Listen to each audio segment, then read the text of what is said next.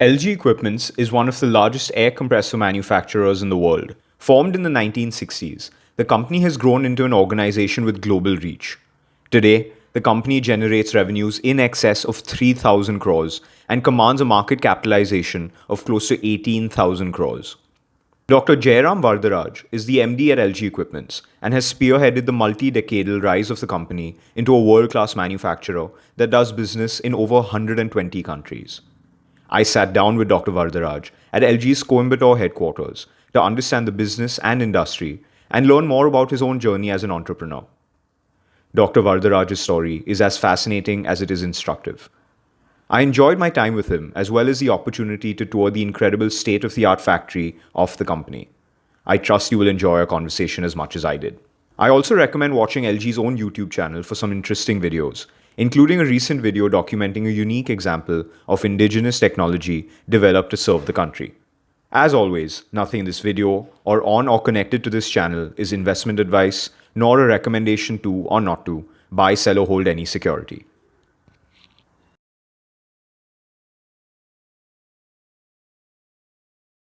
Hi, Dr. Varadaraj. Thank you so much for coming on. Welcome to the Sensei Kujaku show. Good to be with you, Krish, and welcome to Coimbatore. Thank you so much. Thank you. It's lovely. I toured the factory earlier today, and absolutely fantastic. And it's incredible seeing such world-class facilities. And we're obviously going to talk about that a lot later on. I actually want to start with the most basic question I can think of, which is, what is an air compressor and why is it an important industrial component in so many industries? Okay. So, an air compressor, stating the obvious, produces compressed air, right? Now, compressed air is the focus. It's a utility, just like electricity, right? So, unlike electricity, which is centrally generated in a power plant and can be very efficiently transmitted or transported through cables and wires, compressed air cannot be. So you can't have a central generation plant which can be piped through. It's very inefficient. And that's why you need a compressor, right?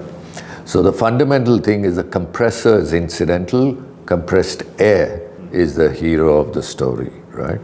It's like electricity, it's a form of energy, and it's used in a lot of instances where electricity can't do the job. We'll give you a couple of instances.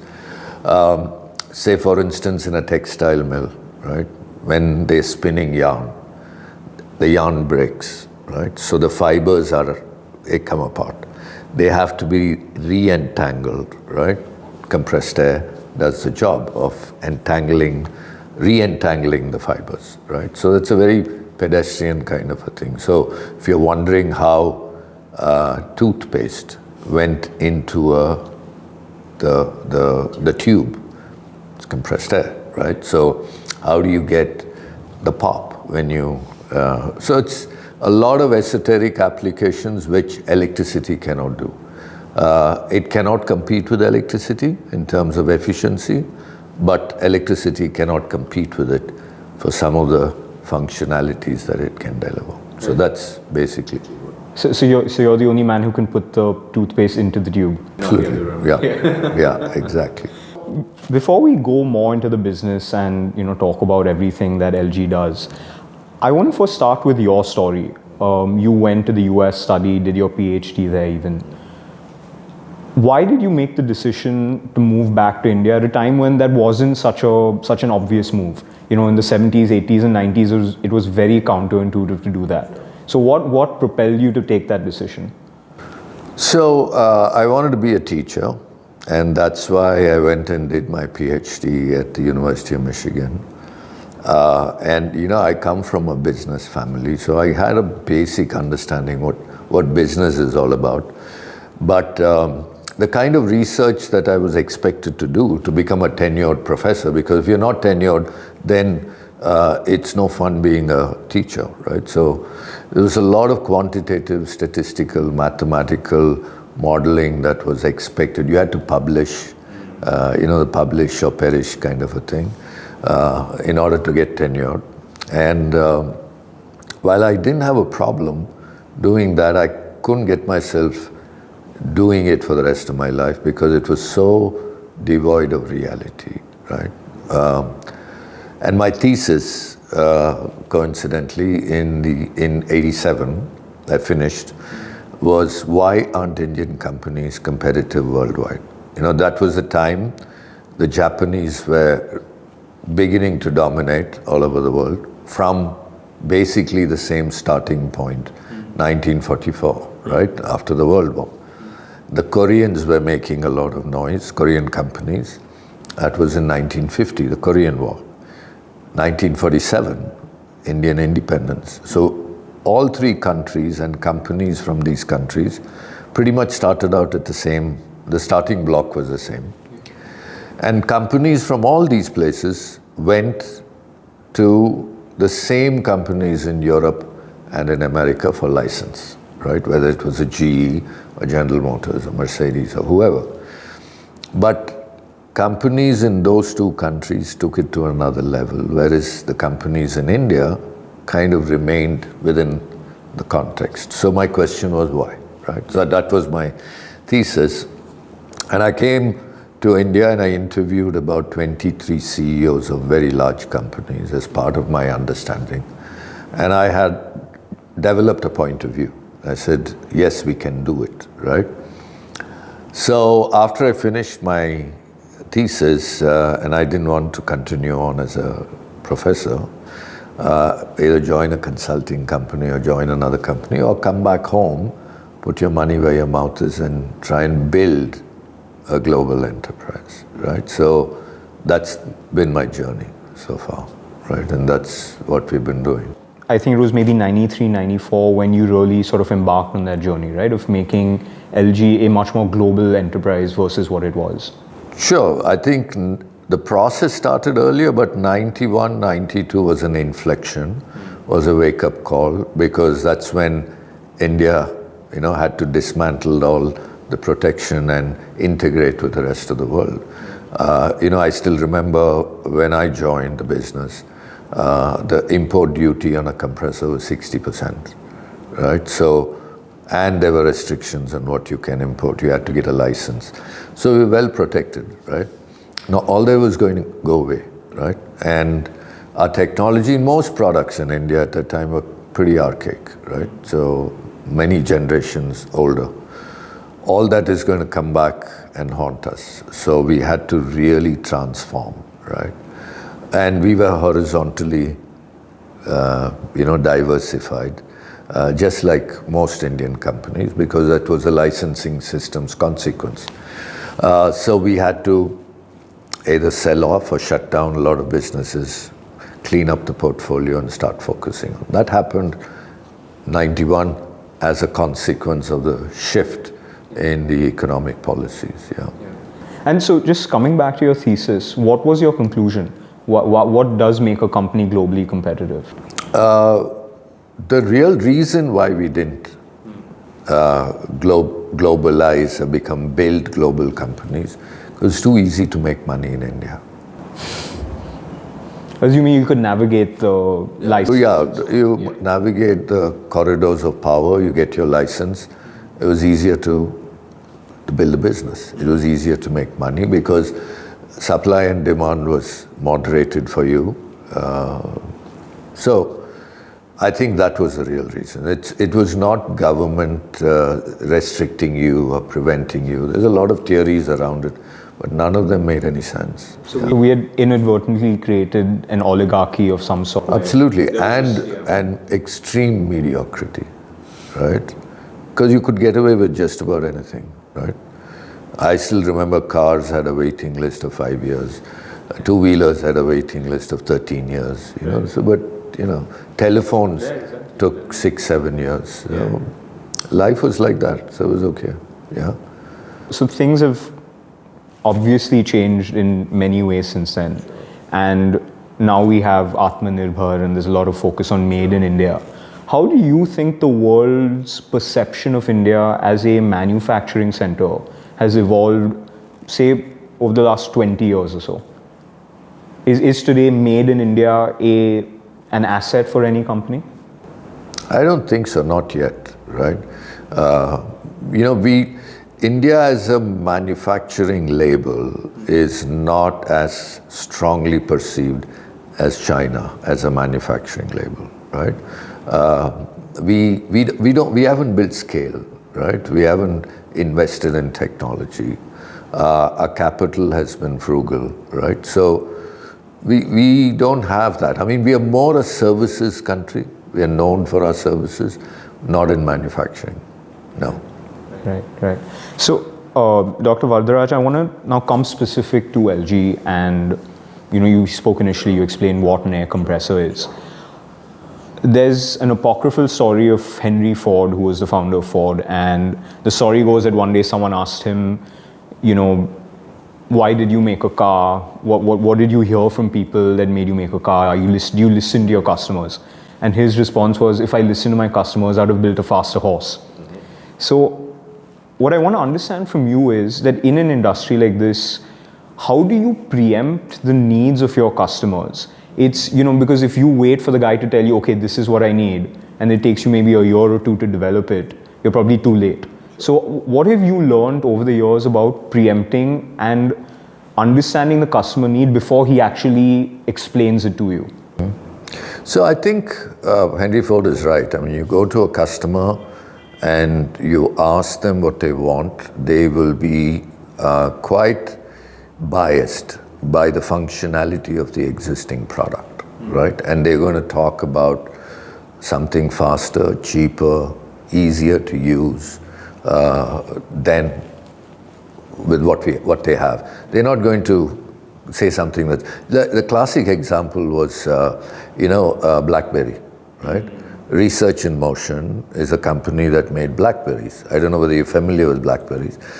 It was a flat phone with a screen and buttons, right? So you go to a BlackBerry user at that time, if you'd ask the question, what would you like? 9 out of 10 would have said bigger buttons, because the buttons were so small, you ended up pressing the wrong one, right? But nobody would have said, I want touch screen, because it's outside the realm of the customer's perception of what the product can be, right? So imagining the next is not through the mind of the customer. It's through innovation. You've got to innovate, imagine the next, right? So that's a parallel track. But the state of the current art, you can be the best, right? You can't abandon that and then imagine the next. So these are two parallel tracks that you pursue. So you have, how can you be the best in the state of the current art, even while you build the state of the next art or the future art, right? Two different perceptions, right? Indian story is shampoo in a sachet, right? It was innovated for the first time by a company called Velvet that's based in Chennai, right? Now, till that time, it was all the Unilevers and the P&Gs were making shampoo in a bottle, right? Maybe cost $150. Now, it came to a certain segment in the pyramid at the top, right? It was not affordable to the people at the bottom. But the aspiration for the people were there, that I want to also use shampoo, but it's out of my reach. Now, what did Velvet do? It made it 1 rupee, right? Now, actually, it is a much more expensive shampoo, but it was cash flow that constrained the customer at the bottom. So that's state of the next art. You can't go to a shampoo user and say, what do you want? People used to using shampoo in a bottle, they're not going to say, I want it in a sachet, right? So that reimagination of the future comes from inside, right? So for us, it's about doing both of these things, right? We call it stated needs and the unstated wants, right, of the customer. We pursue them parallelly, right? And what we call as the fate. Customer says, my fate. It's in that fate is the opportunity, right? So when the customer says, it's my fate, I use so much energy in the compressor. I use oil in the compressor. I pay so much for the compressor. Whether you buy it from LG or LG's competitors, it's the same, right? That's the fate. Now, in that fate is the opportunity to build the state of the next art, and which is what we've been doing, and we continue to do. And we're looking to introduce some extremely exciting stuff in the near future. Yeah.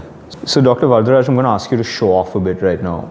Can you explain why you think LG's products are as good, if not better, than anything else on the market?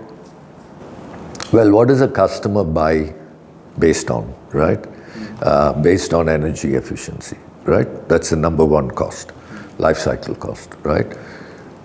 In most of the models in the world, we are number one, right? Now, this didn't come by accident, right? This is something that we did. This is pursuing the customer stated need. It's one trail, right? One track out of the two that we pursue. Now that gives us the right to say that we are the preferred. We should be the preferred choice, right? We are an unknown brand with a made in India label, right? Now, we go to Europe or you go to America, a well-known European multinational or an American multinational, they buy the brand and that brand fails, they'll be forgiven. But an Indian brand, unknown, they buy and if it fails, we're not forgiven. So for us, quality has been far, far higher than profit, right? And therefore we build machines that have some of the lowest defect rates in the market. So that's another reason why customers should buy. Now, I can boast. I mean, nobody's going to say, I make terrible products. Everyone's going to say, I make the best product. Now, what's the validation? What's the money we're putting on the table? We have the longest warranty in the market, in the world. In America, it's lifetime warranty. In Europe, it's 10 years. In India, it's 6 years. All the others give 1 year. Now, that means if we are stupid to do that, our warranty cost will be very high. We have one of the lowest warranty costs in the industry. So, long warranty periods combined with the lowest warranty cost means we are producing great quality, right? And that's favorable for the customer. So I want to actually just dig a little deeper on this, looking at it from the customer standpoint. Now, my understanding is that when you go to a potential customer, the person within that organization who you are dealing with, who's actually taking the decision to buy or not buy, is someone who may be in that position for maybe a year, 2 years, 3 years, and then move on to something else. So all he really cares about, in some sense, maybe not exactly, but in a sort of at a subconscious level, is for those 3 years, nothing should go wrong. After that, it's someone else's problem. So he may say that all I care about is someone who's going to give me something that lasts for 3 years.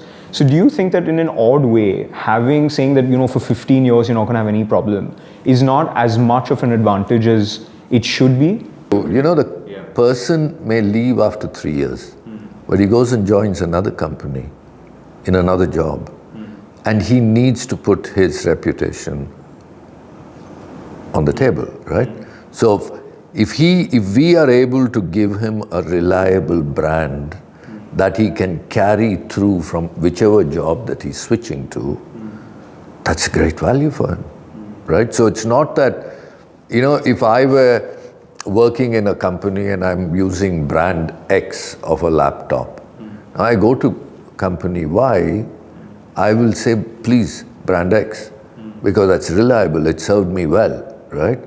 So it's not about looking at a person's tenure in one company, but looking at a person's profession, right? You're serving that whole profession, right? So Dr. Varadaraj, I have a question on dealing with people now that we're talking about it.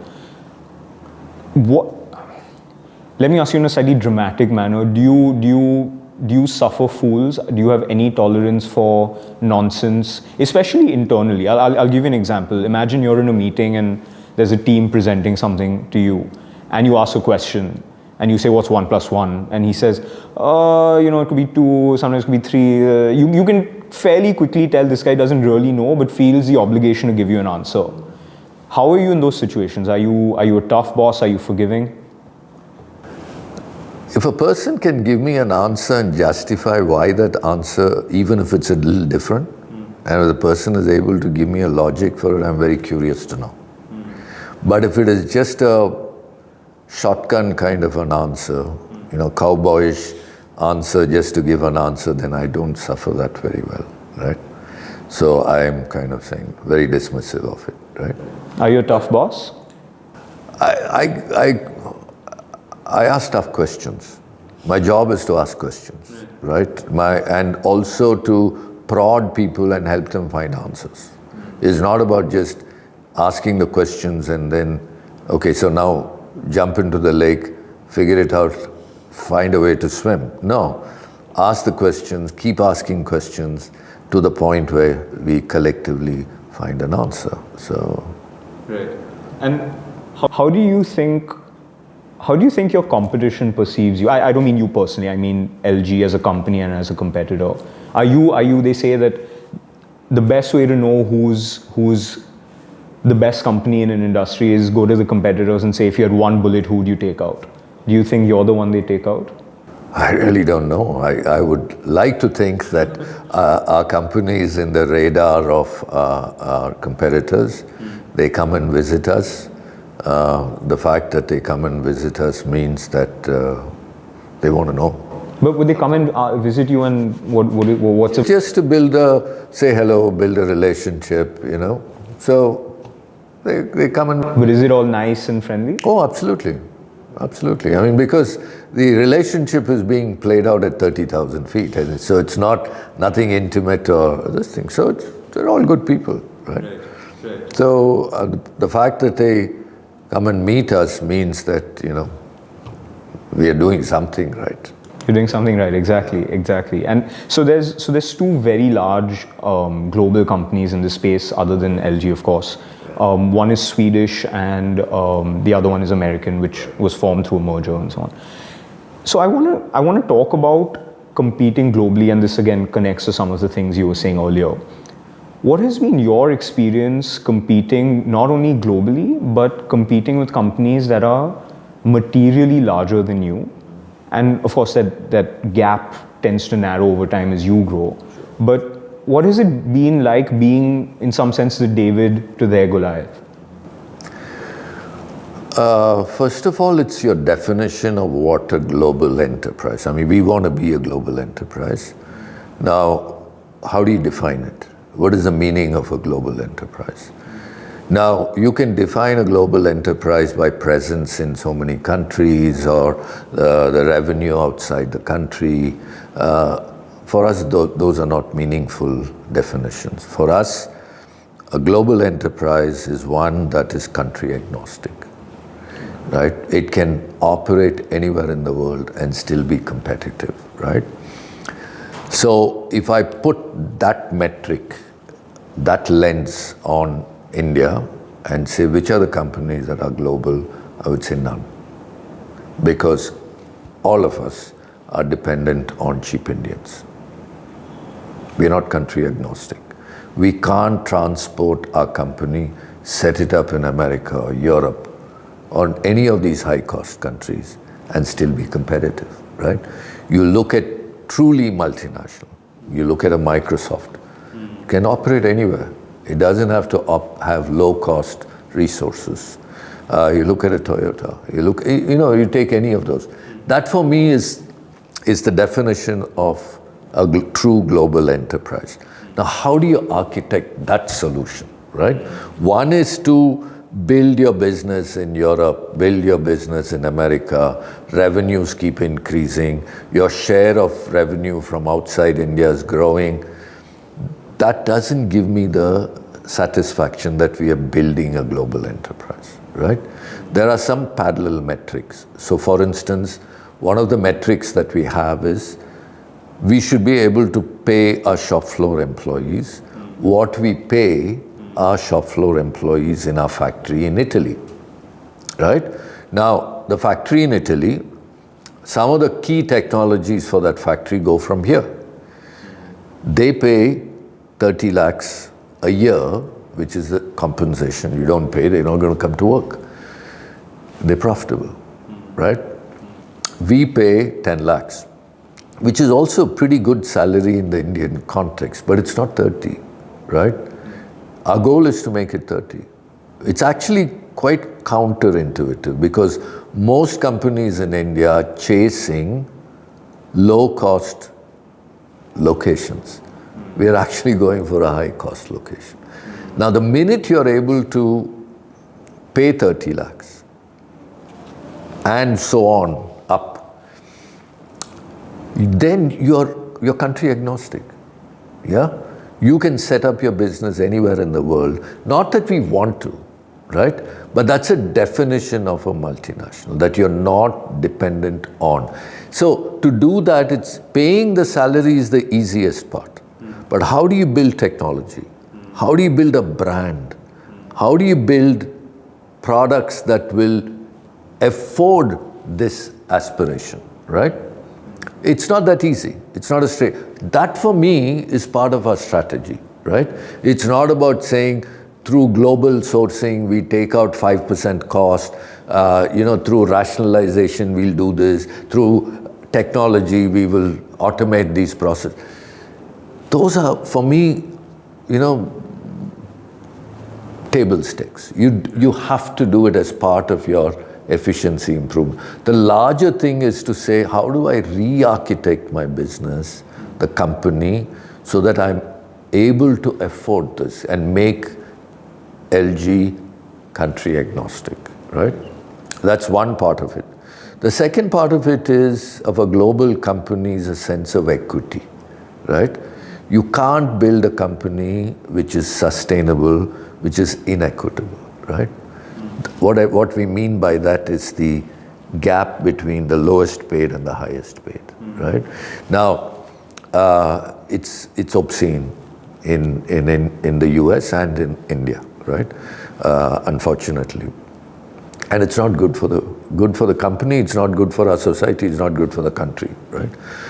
And it's really not good to be a global enterprise of that nature, right? So if you look at US, it's about 360, India is about 350, Japan is at around 90. I think some of the Scandinavian countries are some of the lowest, right? We have set a target of 32. Why such a specific number? So 32 is, for our company of our size, on our business, you need 6 levels. Okay. So at every level we double our salary, right? And that's a multiple of 32, right? We are at 32, and people come on and ask me and saying, oh, you have equity in the company, so you have the freedom and you're getting dividends, so you have the freedom to say, I'll keep my salary low. That's not true. So even if there is a professional CEO who has higher aspirations, I'm certainly willing to respond to that, but raise the bottom. You raise the bottom, you get a multiple of 32. There's nothing wrong with that, right? Everyone wins. So for us, the definition of building a global enterprise is not just numbers and markets. Yes, those are metrics that you look at, but there are larger metrics. You spoke when you were answering the last question, you spoke about building a brand and building so what to your mind what comes to people's minds when they hear LG? I don't know, but I would like to say what I would like them to think. First one is trustworthy company. You can trust them, you can rely on them, right? Bank on them. You buy their product, they'll give you a great one, and they will service the hell out of it if something goes wrong, right? So if somebody were to ask me what's the automotive equivalent that I would like to be, I'll say it's a Toyota. Right? Always starts. It just goes, right? Never lets you down, right? So how do you build that, right? So that's really what, as a brand, from a customer point of view. But a brand is not just customer, right?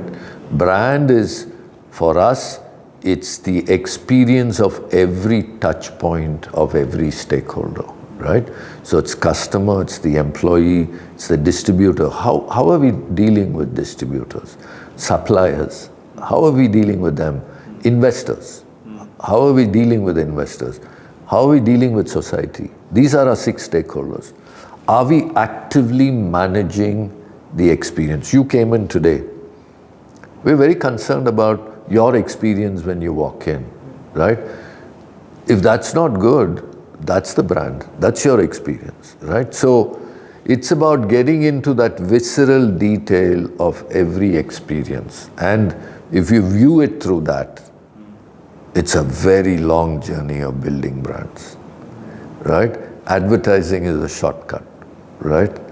That's just messaging, but it's not an experience. Experience makes the brand powerful. Either way, good or bad.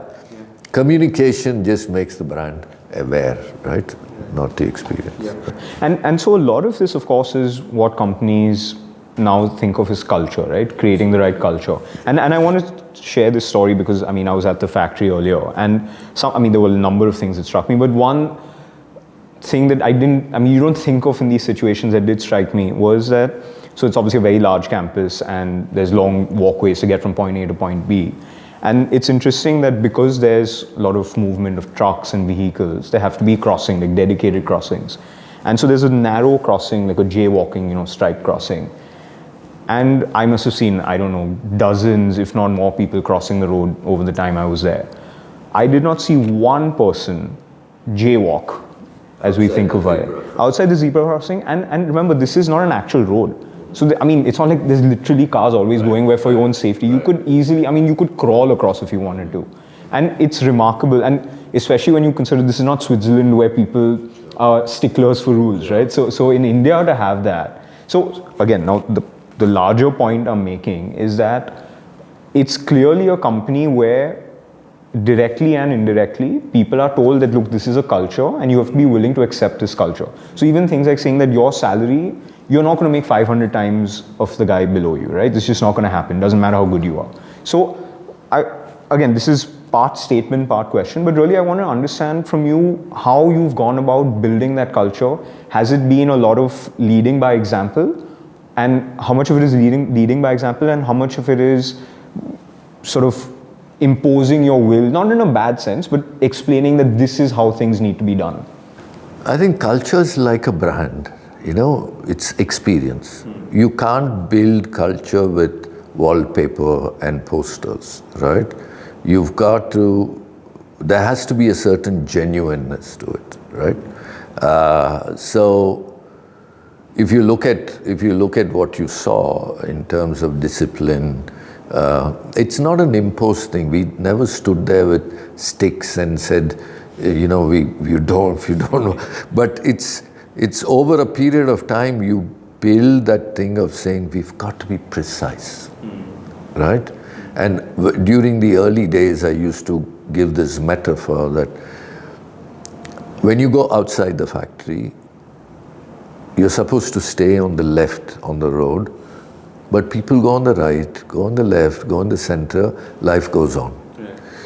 You go home, electricity doesn't work, life goes on. The sewage doesn't work, life goes on. Water doesn't come, life goes on. Then you walk into the factory and then you say micron levels of precision. There's a fundamental disconnect because the whole of society works on very broad tolerance and the factory works on very tight tolerance. So the thing that you need to say is this tight tolerance is going to somebody who's put their hard-earned money on the table for us, right? That's not the case in society, right? So we have a bigger responsibility here. Yes, it is like that. It is an anomaly. But this is where we need to bring in our discipline and say, leave that behind, right? You keep doing this and you need to live it. For instance, there were times when we said, this is defective, we said, we'll take it back.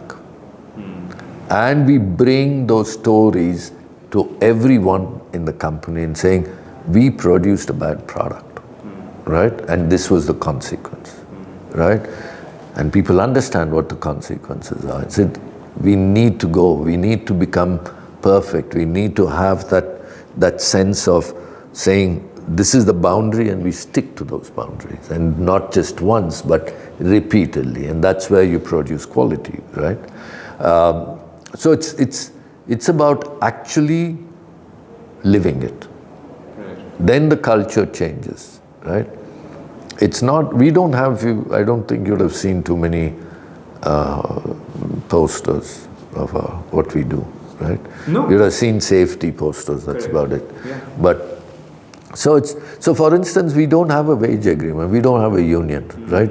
We have a settlement where we say that the shop floor employees' standard of living is protected by the company. And the standard of living is defined in elements of consumption. So we have 367 elements of consumption that are co-created by the company, the employees, and their families. In terms of consumption, it has 10 kilos of tomatoes, or a vacation, school uniform, laptop, cell phone, Wi-Fi charges, durables, semi-durables. So everything, including contribution to spirituality, everything is there, right? And employees in the month of March go to actual shops and schools and wherever else to get the prices, actual prices, and that becomes the new salary, right? It's very transparent. It takes us all of 15 minutes in a year to say this is the new salary, right? Every 5 years we sit and say, okay, now what's the new aspiration in life? What's the affordability of the company? How can we both meet, right? And then we co-create another set of baskets, expand that basket. Now, there are times when the business goes down, right? Challenges come, economic challenges or whatever, but we've never violated this covenant. Because at the individual level, you can't go and say, oh, I'm sorry, the German economy has gone bad, or the American or Indian economy, so I can't do this salary. I mean, the impact at that level is far higher. You got to take a longer term view and say, sorry, no, we will do this. And we have done this, right? And we have stayed true to this from 1996. Ups and downs. So you live it, right? So then over a period, trust is built, credibility is built, right? And everybody knows that this is how it happens. And there's no difference. If anybody can blow the whistle. We have a simple app. They don't even have to reveal their name. They don't even have to download the app. It's just a scan, and they can. And people at levels of vice president have been let go because of. So there is, everything is open, right? So then you build a culture of saying integrity is important, trust is important, credibility is important. We say sensitivity, there's no us and them kind of a thing. So it takes time. We still have a long way to go. Yeah, of course. No, it's a never-ending process, right? There's just always room for improvement. Dr. Varadaraj, I want to just come back a little more to the business side of things. One of the interesting things about your industry is, if you take the three major players, which is the two I mentioned, and of course Elgi, the interesting thing is that even though it's an industry that's been around for so long, as far as I know, there aren't major global scale, however you define it, but broadly thinking, large scale Chinese companies that seem to have dominated the market or attempted to dominate it the way they have in most other industries, especially these sort of heavy industry B2B type of businesses. So I want to understand, I mean, if you ever thought about why that is, is it a technology barrier? Is it something else that the incumbent players have done so well that customers have simply not bothered saying, okay, is there a guy in China who can do it for less? No, it's a very interesting question, and it is something that we have reflected quite deeply in, because we were in China for almost 10, 12 years and we pulled out, right? The Chinese companies that have been very successful have commoditized products, right? And they make them very cheap, right? Which is their strength. Which is how they've gained that credibility as a global sourcing platform, right? Now, if you look at the compressor business, like I told you, it's a form of energy. It's used as like electricity, it's a utility. In the utility, efficiency is very important, right? 80% of customers buy on the basis of value, 20% will buy on price. That 20%, you go and give it to them for free, they'll ask for a discount, right? So that's the kind. Now, the Chinese companies traditionally, in all segments, have played to this 20%. Now, that 20% is not big in the global compressor business, right? So, I think there are probably 100, 150 Chinese companies making compressors, but they're all playing in that 20, right? And globally, very few have come out. Few have, but not to the scale, because they have to get into that 80%. When you get into that 80%, efficiency starts, you need to have it, quality you have to have it, you need to have the brand, you need to have aftermarket, because you look at a compressor, it's anywhere between 10 to 15 years. It's a life cycle. So you need to be around. You need to convey that confidence to the customer that I'm going to be around, I'm going to supply parts to you and service the machine. That's not the same as making a cheap product, right? I mean, you take a cell phone, a life cycle of a cell phone these days, I mean, my cell phone life cycle is 5 years. Now it's probably a year and a half, right? They don't care. You know, you can make something cheap, extremely all fancy features. Year and a half, people are changing and say, okay, there's not much of a service there, right? Did any of the Chinese players or anyone else even internationally attempt to reimagine the model? So the model as it stands today is someone buys an air compressor, uses it for 10, 15, 20 years, but there's constant renewal of parts and different... There are a couple of companies that are attempting to do this. We'll have to see how successful they are. I mean, the game is available for everyone to play. Yeah. I mean, you look at Haier, you know, in the appliance business, the Chinese company, but the look and feel of Haier is not like a Chinese company. It's more like in the same league as an LG or a Whirlpool or a Samsung, right? So they can build if they want to, but it's a long game. It's not a short game, right? To do that. Right. You spoke about, in your previous answer, you spoke about the customer needing to have confidence in the supplier, that this guy's going to be around for the next 15 years to service my compressor. So there's an interesting thing that you think about. So LG, it's been around for 63, 4 years, something like that. And over such a long period, there's obviously going to be ups and downs, no matter how well you do yourself. There's things that are beyond your control. So what have you learned over the years about both emotionally and technically in terms of running the business, learning to swim both with the tide and against it? So I think there are certain foundational things that you cannot violate, right? Things like customer support, things like employee engagement, right?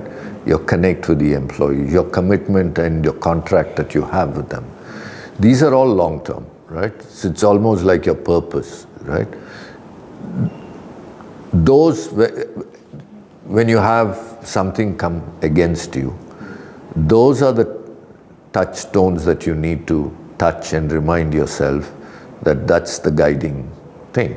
So for instance, when COVID hit, I still remember end of 2020 March, and the country was shutting down for a week, then 2 weeks, then 3 weeks, and then the whole world shut down and we were sitting at home, factory was shut. And we said, what are we going to do, right? Nobody knew how long it's going to last and how deep the impact would be. So we did a lot of research. Fortunately, internet was still on. We looked at the Spanish flu and what happened during the Spanish flu and said, can we learn from it, right? So we said, there is a possibility that it could be a U recovery with 3 years or a V recovery of 1 year. So we said either way is bad for our employees, right? So we said this is the time that you put your profit aside, look at yourself as an organization of people, right? So we said nobody is going to lose their job and nobody is going to we're not going to cut anyone's salary, right? So we made that decision and we said, oops, now what? How do we fund it, right? So we went back and as a family we said, we will dilute our equity, right? Raise capital from private equity if necessary, that much money that is required to sustain at least for a year, right? And we started the process, right? Started the conversation with private equity. Fortunately, in 3 months' time, we started seeing a recovery. And fortunately, private equity was a little inertial, so they didn't take a decision. So we didn't, but we were ready. Now that for me is some of the foundational stuff that when you're swimming against the tide, you don't forget, right? Now you can turn around and say, can you metricize what has been the benefit of that? Don't know. Yeah? We don't know. But that's culture. Yeah. Some bricks have been added to the building. We don't know where, but you know it has been, right? Right. So, yeah. Right. So, Dr. Varadaraj, I just have one last question. This is, I suppose, a little more personal rather than specific to the business. What do you think are your defining characteristics as a person and as a business leader? And do you think that, or let me ask it in a different way. If I went to your kids and said, describe your dad in one sentence, what do you think they'd say? It's very intense. That's what they'll say. But are you always intense? I tend to become, I'm trying to be less intense. Intense when I need to go into the minutest detail, right? And I think that comes from the desire to say we just should not fail, right? As an Indian company, right? We cannot, right? We should not give anybody the opportunity to criticize an Indian company, which means you cannot fail, right? So you get into minute detail. The other thing is, I question everything. Is there a better way to do it? Is there a better way to make a product? Is there a better way to do this? So if you walk into our factory, things like we build the mother machines, right? Now that doesn't flow naturally, right?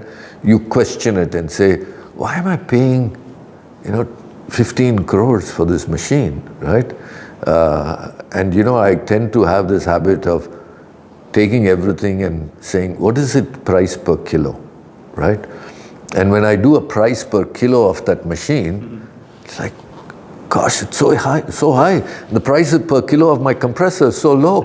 I said, why are we doing this? How can you use this machine to produce this? This price per kilo has to be lower, right? So you tend to then say, can we challenge this? Can we do something a little differently, right? So the intensity and that wanting to innovate, so those I think will probably be a defining thing for me. It's interesting that listening to your answer, it's almost as if the reason you want to succeed, it's not about letting yourself down, it's not about spoiling the Varadaraj name, it's that you don't want India to look bad. It's a fascinating, it's actually the mindset that a lot of the Japanese companies had coming out of World War II, and the point was, we should make, I think the founders of Sony and Toshiba and all of these iconic companies, their mindset was Japan should be the sort of cornerstone of international manufacturing. I've had some some personal experiences, during the days of my college and university. Like, go into a room and, a European or an American walks in and there's a lot of respect. An Indian walks in, okay, I said, no, I don't like that. How can I change that? You can change it by beating your chest and seeking attention. Or you change it by saying, we are the best. And we are respected for that, right? And I think that's the journey of this company as well. Yeah. And the important thing is it's in some ways a journey without a destination, right? It's a never-ending process. Yeah. Well, Dr. Varadaraj, thank you so much for taking the time. It was really wonderful listening to all the stories. I appreciate your effort all the way from Bombay. No, not at all. It was my pleasure. Thank you so much. I hope you enjoyed it. Absolutely. Thank you.